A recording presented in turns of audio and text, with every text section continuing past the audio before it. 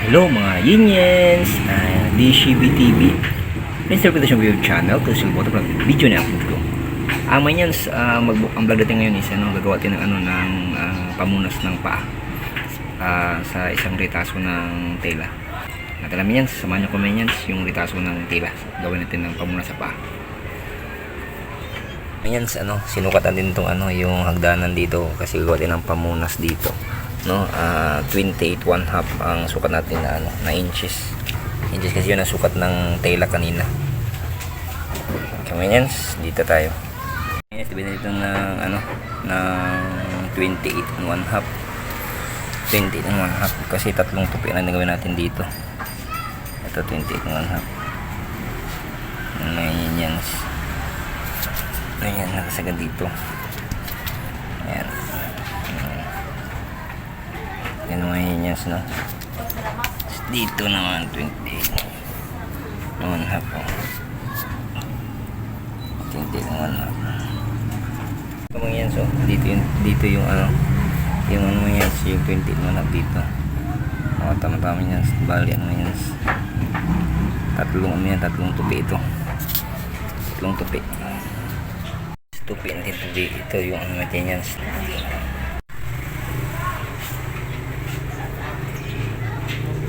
Ito mga Yiniens yung tutupiin natin ito dito, itong dulo, itong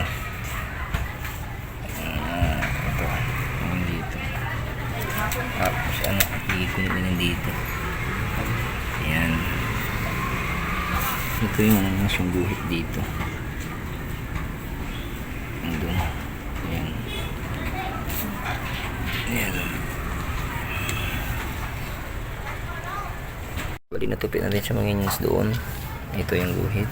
Ngayon tupi naman natin siya dito mga Yiniens. Yan, tupi natin.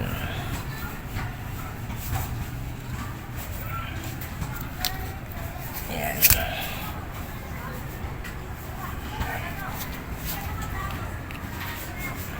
Yan.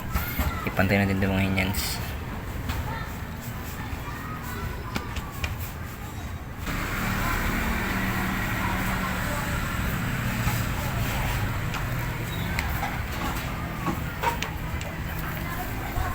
Ayan, pwede nang tahiin.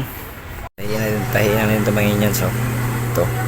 So, Yiniens, tapos kung tahiin mo yan, tapos mapakita ko sa inyo mga Yiniens.